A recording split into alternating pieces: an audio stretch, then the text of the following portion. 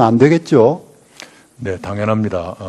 아까 오전 회의에서도 제가 말씀드렸습니다마는 위법의 혐의, 그것도 소소한 위법이 아니라 국가 질서를 교란할 정도의 거대한 위법의 혐의가 드러나고 있는데도 그것을 묻고 간다면 그것은 정부이기를 포기하는 일이다, 이렇게 생각합니다.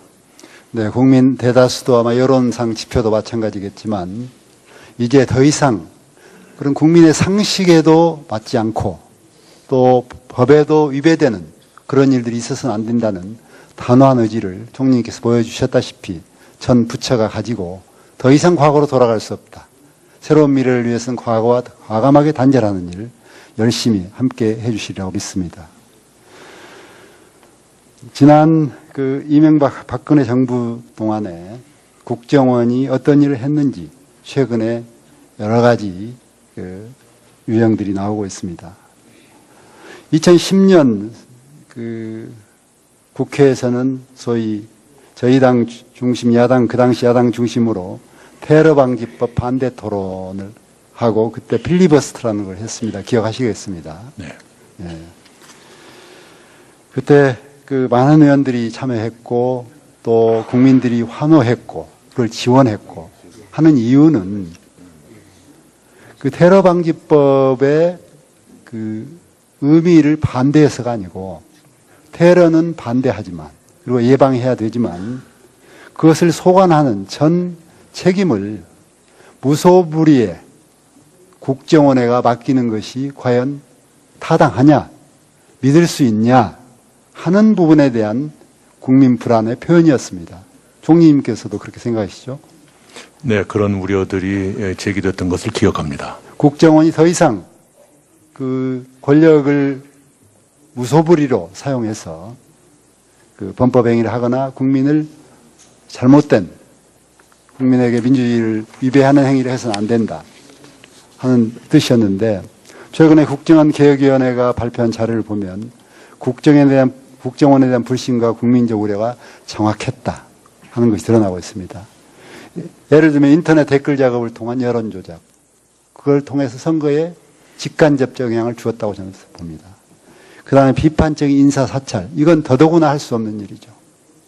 또 보수 시민단체 및 보훈단체 관제대모 사주, 또 최근에는 거기에 기업과 연계시켜서 지원, 또 나라사랑 교육 등을 통한 야당 비판 선거 개입, 또 특수활동비 등 청와대 상납 등등 차마 일반 상식으로도 이해할 수 없는 일들이 과거에 국정원에 의해서 일어났던 것입니다. 그래서 지난 이명박 박근혜 정부의 국정원은 제가 보기에 철저하게 권력의 사익을 위해서 일했고 반대하거나 비판하는 국민들은 탄압하는 국민의 공공기관이 아니고 권력의 신여였고 사조직이었다. 그렇게 저는 생각하고 있습니다. 특히 국가보훈처를 통해서 저희 정무위가 몇 년 동안 문제 제기를 해왔었습니다. 나라사랑교육이라는 이름으로 몇백만 국민에게 했다고 홍보했다고 자랑하지만 그 내용을 보면 그 당시에 야당 또는 정부의 비판적 인사들을 음해하고 특정 좌익으로 몰아붙이는 그런 일들을 했다. 그리고 그 당시 만들었던 교재인 DVD도 이제 국정원에서 그 비용까지 대해서 만들어준 것이 확인되고 있고 또 참전 유공자와 어르신들을 회유해서 불법 관제데모에 동원했고 해서 보훈 가치를 땅에 떨어뜨리고 이 보훈의 소중한 역사, 성스러운 역사를 먹칠한 행위를 했다. 저는 그렇게 생각합니다. 그래서 그동안 국가보훈처 공무원들이 명확한 소명의식과 책임감을 가지고 근무했다면 그리고 국가가 보훈단체 회원들의 명예와 생활을 제대로 보장해드렸다면 아마 그런 일들도 없었을 것이다. 그런 생각을 합니다. 그래서 저희 정부에서 꾸준히 제기한 문제입니다만 국정원 관계자 및 박승춘 전 보훈처장 또 이런 잘못을 저지르는데 협조했던 실무에 관여했던 보훈처 공무원들을 저는 철저히 조사해야 된다고 생각합니다. 그리고 다시는 불법적인 지시면 아무리 상사가 지시하더라도 따르지 않는 문화를 만들어주기 위해서라도 일벌백계를 해야 된다고 생각합니다.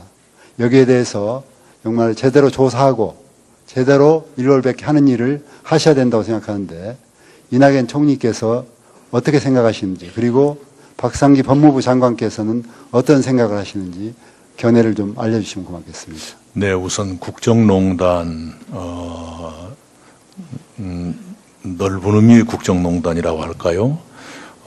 최순실 씨하고 직접 관련되건 또는 조금 더 번져 있는 문제들에 대한 검찰의 수사가 진행되고 있기 때문에요. 그와 연관되는 것은 모두 밝혀내는 것이 당연하다고 생각을 합니다. 네. 네, 법무부 장관님. 네. 검찰에서 범죄 혐의가 있는 관련 의혹 전반에 대해서 법과 원칙에 따라 수사할 것으로 생각하고 있습니다. 네, 알겠습니다. 그리고 그 보훈처장님과 중앙선관위 사무총장께 간단히 또 한 가지 질의드리겠습니다.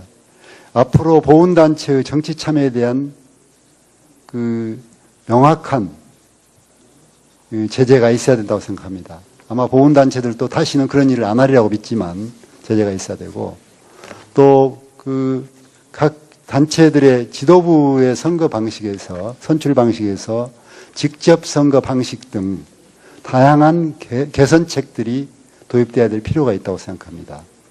아마 그런 경우에 공직선거 관리에 준하는 투명한 관리가 이루어져야 될 것이고 보훈처뿐이 아니고 관할 선관위에서도 위탁받아서 해볼 수 있는 여러 가지 방식이 있다고 생각합니다.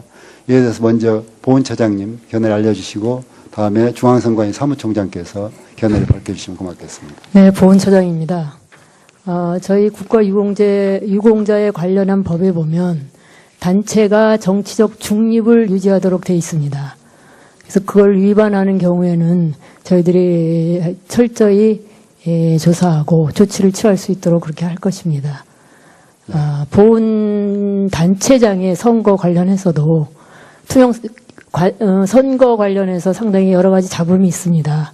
그래서 선거관리위원회하고 협의해서 투명하고 정당하게 선거할 수 있도록 그렇게 조치하도록 하겠습니다.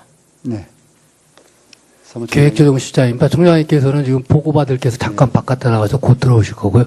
그 부분은 국회와 법조계에서 선거관리위원회가 공정하게 그 위탁을 관리할 수 있는 여부를 검토를 해서 가능하면 그렇게 하도록 하겠습니다. 네, 감사합니다. 총리님 그리고 올해 그 보훈처 예산이 대폭 증액된 거 잘 알고 계시죠? 네, 11% 네. 이상 늘었습니다. 저도 정무위 활동을 지금 몇 년째 하는데 해마다 물가 인상률 이상으로 오르지 못했습니다. 그런데 올해 대폭적으로 했는데 그 내용에 대해서 함께 좀 확인하면서 몇 가지 또 말씀드리겠습니다. 대통령께서 지난 현충일 때 어떻게 말씀하셨냐면 취념사에서 애국이 보상받고 정의가 보상받고 원칙이 보상받고 정직이 보상받는 나라 이렇게 말씀하셨습니다. 그래서 대통령 말씀에 걸맞게 내년도 국가보훈처 예산이 5,500억 11% 정도가 증가한 5조 5,129억 원으로 역대 최고의 그 증액을 했습니다. 저는 이것이 약속을 지키는 책임 있는 정부의 자세라고 보고 총리님께서도 그렇게 보시죠? 네. 예. 그 국민 입장에서 대단히 감사할 만한 일입니다. 그간 그 대한민국의 보험 보상 정책이 늘 그 대상자인 그 보훈 유공자 어르신들께 부족함이 꾸준히 제기되어 왔습니다.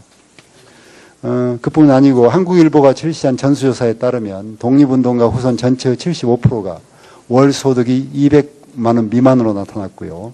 참전 유공자 87%가 생활고에 시달리고 있다는 조사도 있습니다. 저는 독립 이후 제대로 된 평가와 예우를 받아야 할 독립운동가들이 친일파와 득세에 의해 뒷전으로 밀리고 6.25 전란의 폐허 속에서 국가를 재건하는 과정 중 참전 유공자들이 제대로 대우받지 못한 현실 등 국가가 그동안 책임을 충분히 못한 것이 엄연한 사실이었다고 생각합니다. 이번 국가보훈처 예산 편성은 그간 잘못된 부분을 바로잡으려는 문재인 정부 의지의 표현이자 첫걸음이라고 보고 이에 대해서 총리님께서도 앞으로도 보훈 정책이 어떻게 갔으면 좋을지 그런 그 입장을 좀 밝혀주시기 바랍니다. 네, 큰 틀로 말씀을 드리면요, 우리가 평가하고 인정하고 대접해야 될 분들을 빠짐없이 대접해 드리는 것, 그것이 우선이겠죠. 지금까지 미처 몰라서 대접해 드리지 못하고 있다든가, 대접도 큰 것도 아닙니다만, 또는 우리가 발굴하지 못하고 있다. 발굴이란 표현도 딱 맞는지 모르겠습니다. 그러나 하여튼 이제까지 몰랐던 애국지사들이라든가 그런 역사의 흔적, 또 애국 그 지사의 투쟁의 기록 같은 걸 발견하고 현창한다는 것, 이런 사업들이 좀 활발해졌으면 좋겠고요.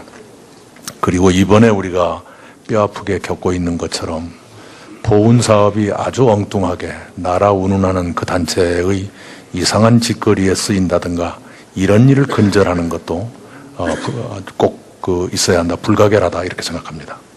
네. 그 보훈처장님 간략하게 이 부분에 대해서 앞으로 어떻게 보훈 정책을 펼 것인지 한 말씀 해주십시오. 총리님께서 말씀하셨듯이 보훈 가족이 수단화되는 그런 보훈 정책이 일부 있어 왔습니다.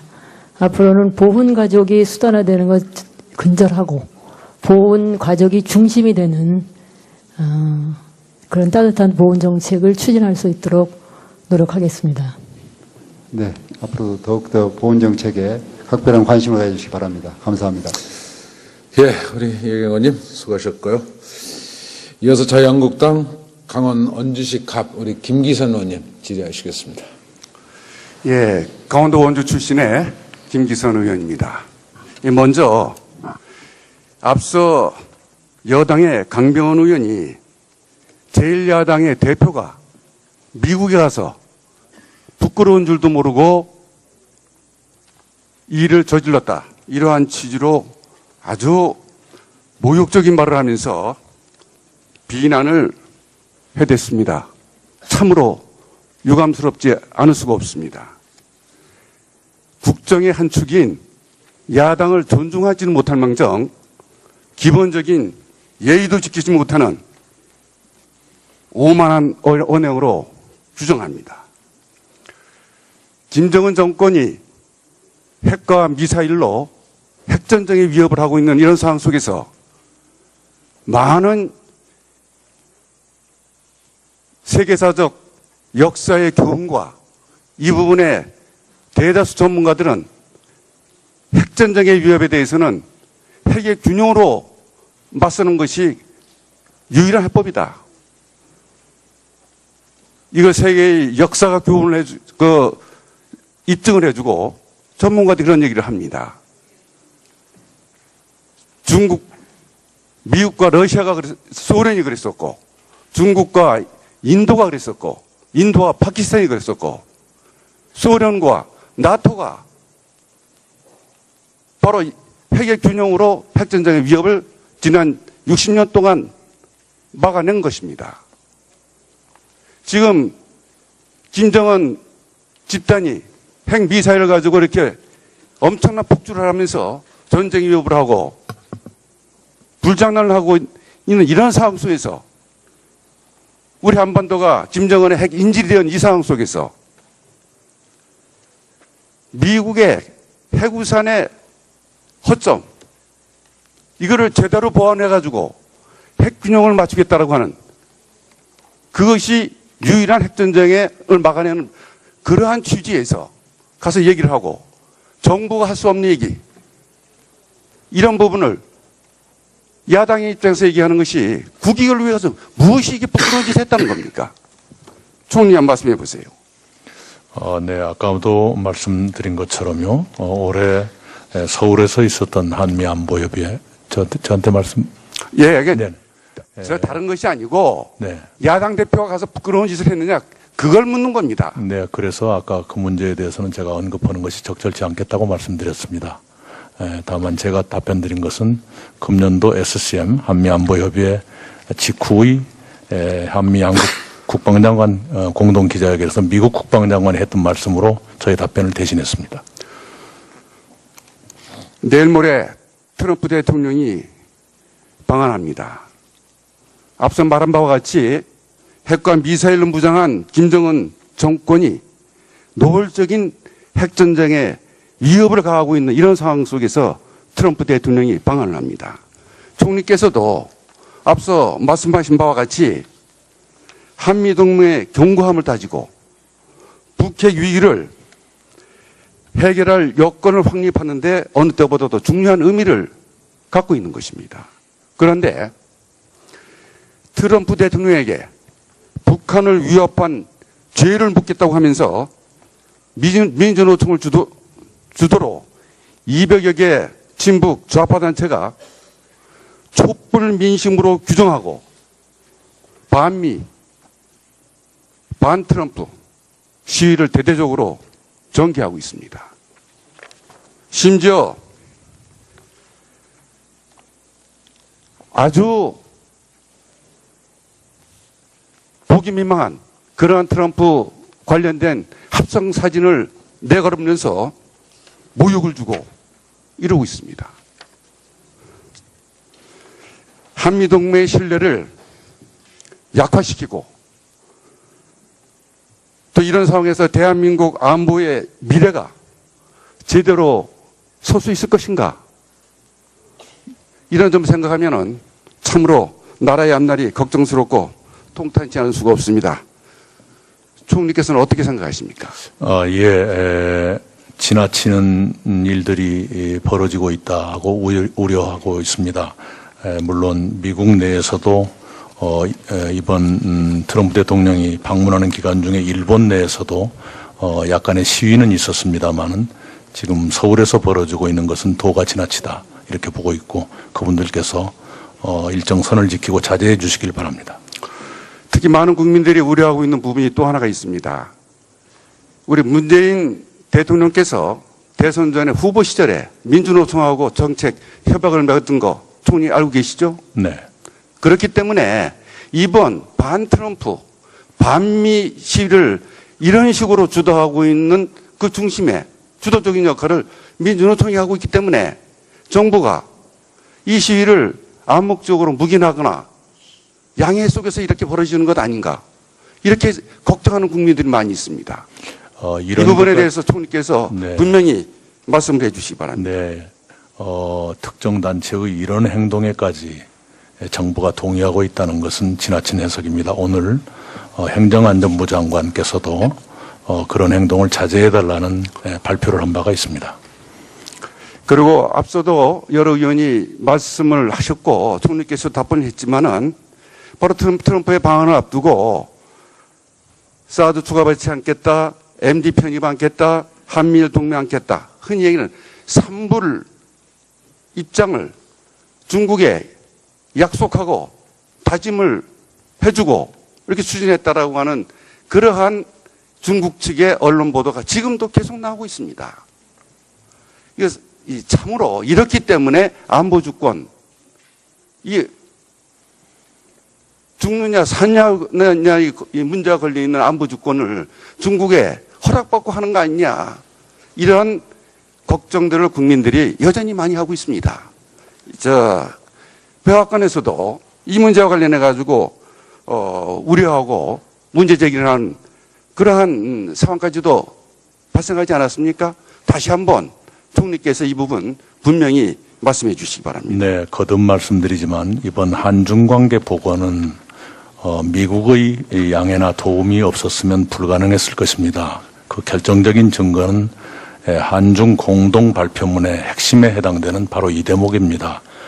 한국에 배치될 사드는 제3국을 겨냥한 것이 아니고 중국의 전략적 안보 이익을 해치지 않는다라고 하는 한국 정부의 입장이 표명됐는데 그것이 미국 측이 도와주지 않으면 그런 입장 표명은 불가능했을 것이라 생각합니다. 그리고 예. 아까 3불 말씀하셨는데 그건 이번에 처음 나온 것이 아니라 계속적으로 반복됐던 입장이고요. 그거를 네네, 중국한테 약속해주고 다짐하고 했다라고 하는 것이 중국 정부도 입장 표명이라고 그걸 수정했다는 건 다 보셔서 아셨을 겁니다. 또 하나는요, 미국 국무부 국방 당국의 우려를 말씀하셨는데, 틸러슨 국무장관은 외교장관과의 통화에서 환영한다 그랬고 국무부 대변인도 환영한다는 논평을 했습니다. 맥메스터 안보보좌관이 한국이 주권을 포기할 것으로 보지 않는다고 말했는데요. 그건 완전히 제 생각하고 똑같습니다. 그럴 일은 없을 겁니다. 그리고 됐습니다. 네. 예, 이렇게 우리 안보 상황이 상당히 위중한 상황에서 내년도 우리 국방 관련된 예산이 내년 예산 증가율 7.1%보다 좀 작습니다. 이게 액수의 문제가 아니라 이 엄중한 안보 상황에서 이런 안보 관련된 국방 예산이 적어도 정부 전체 예산 증가율만큼은 유지하고 있다라고 하는 상징성이 국민들한테 중요한 의미를 갖고 있다. 이렇게 저는 생각을 합니다.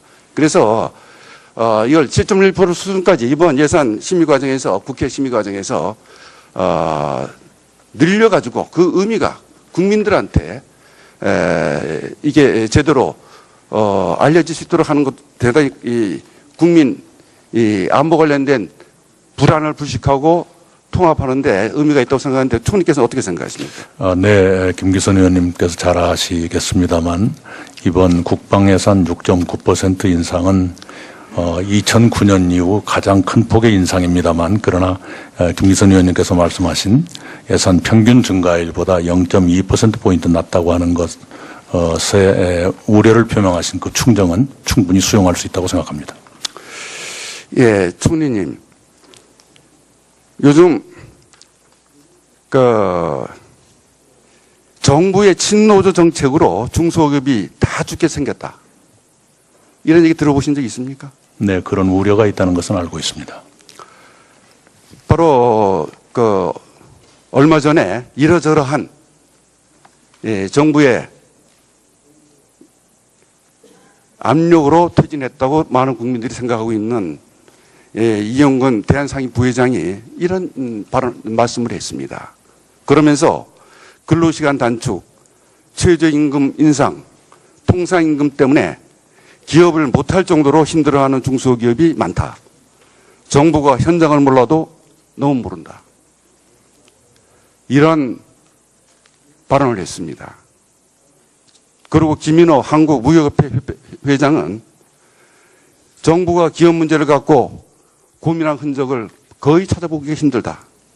경제는 기업이 중심이며 일자리, 분배, 복지 모든 걸 창출하는 주체가 기업이며 기업가형 국가만이 발전할 수 있다. 이런 발언을 했는데 총리께서는 어떻게 생각하십니까? 네, 대한민국에서 기업을 해오신 분들의 노고라든가 또 국가 경제에 대한 기여를 저는 높게 평가합니다.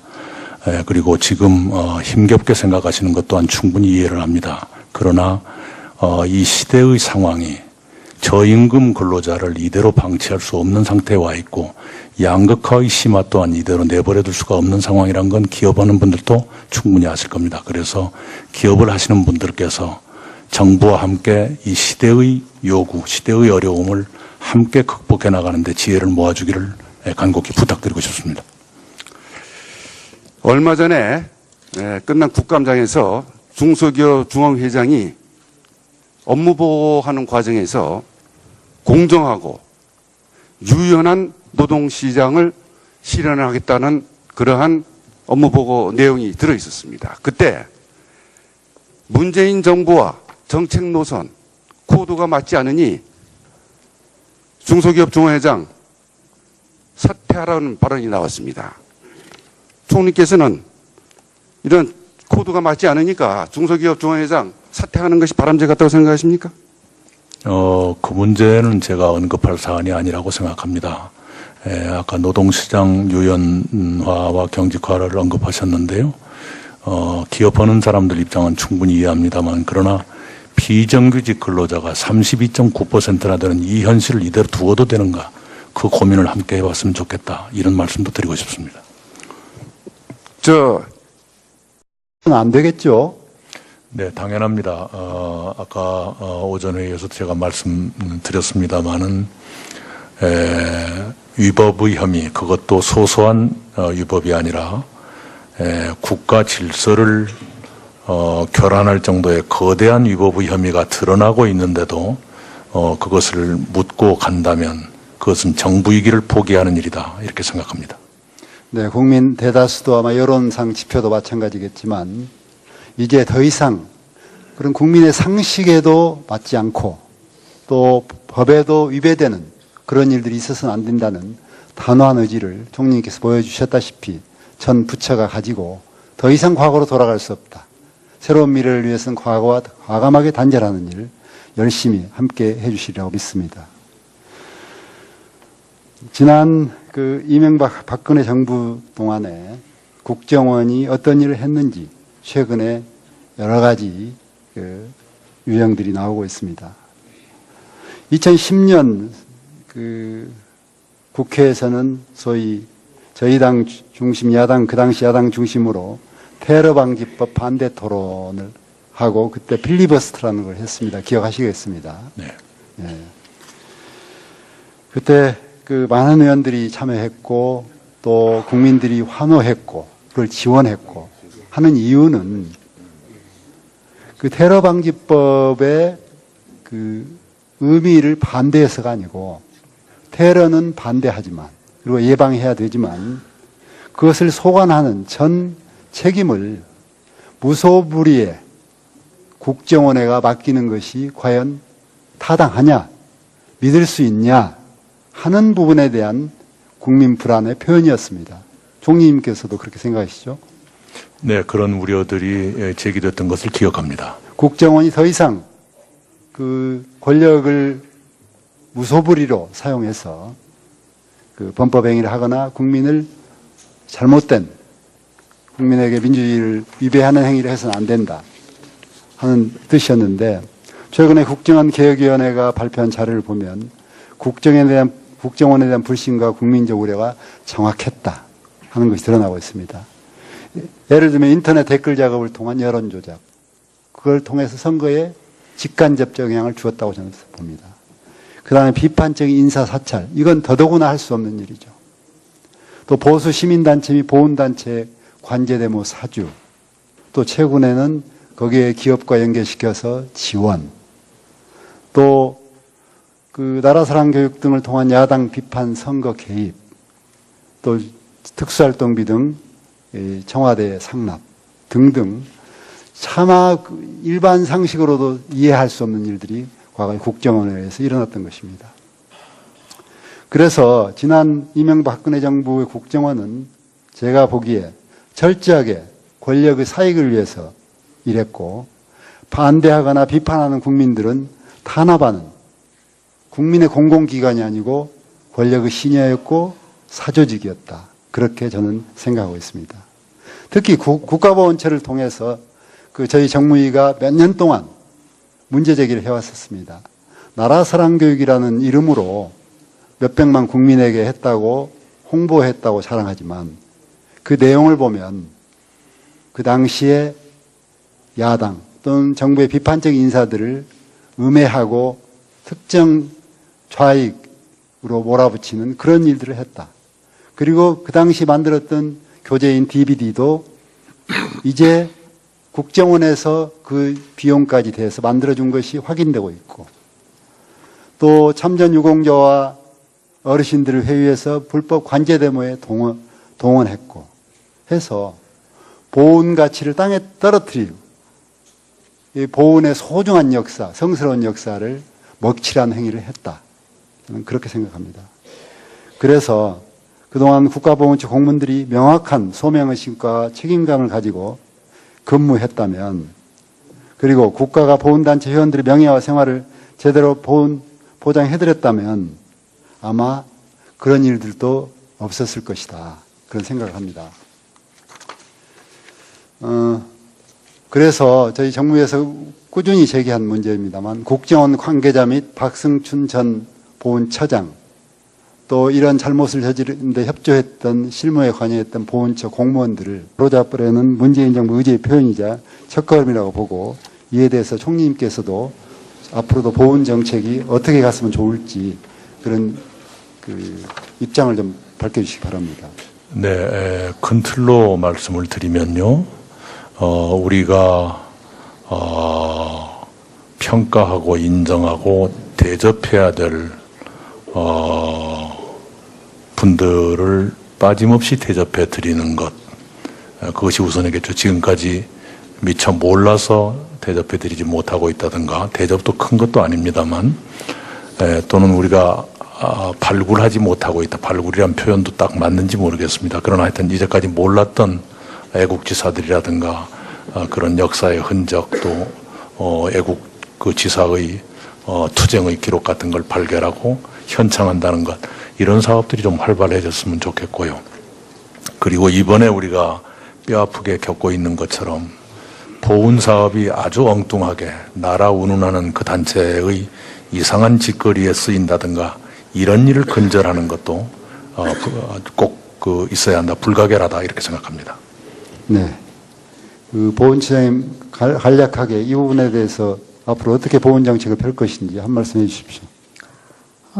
총리님께서 말씀하셨듯이 보훈 가족이 수단화되는 그런 보훈 정책이 일부 있어 왔습니다. 앞으로는 보훈 가족이 수단화되는 것 근절하고 보훈 가족이 중심이 되는 그런 따뜻한 보훈 정책을 추진할 수 있도록 노력하겠습니다. 네, 앞으로 더욱더 보훈 정책에 각별한 관심을 가져주시기 바랍니다. 감사합니다. 예, 우리 이 의원님 수고하셨고요. 이어서 자유한국당 강원 원주시 갑 우리 김기선 의원님 질의하시겠습니다. 예, 강원도 원주 출신의 김기선 의원입니다.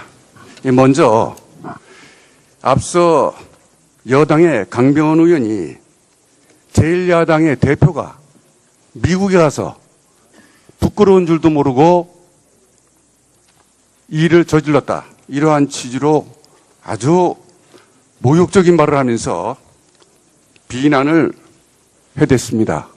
참으로 유감스럽지. 저는 철저히 조사해야 된다고 생각합니다.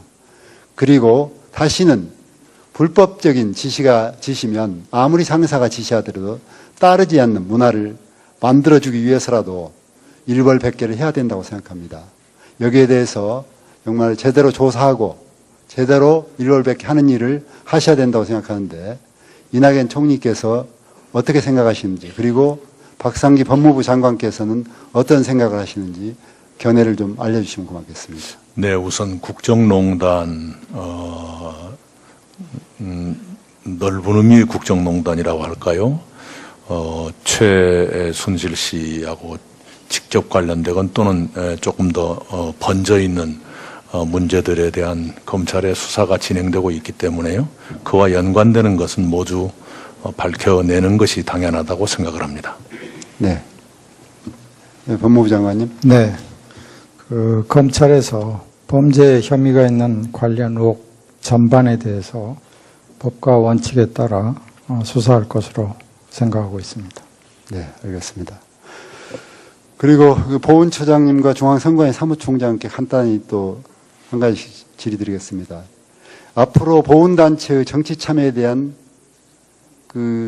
명확한 제재가 있어야 된다고 생각합니다. 아마 보훈단체들도 다시는 그런 일을 안 하리라고 믿지만 제재가 있어야 되고, 또 각 단체들의 지도부의 선거 방식에서, 선출 방식에서 직접 선거 방식 등 다양한 개선책들이 도입돼야 될 필요가 있다고 생각합니다.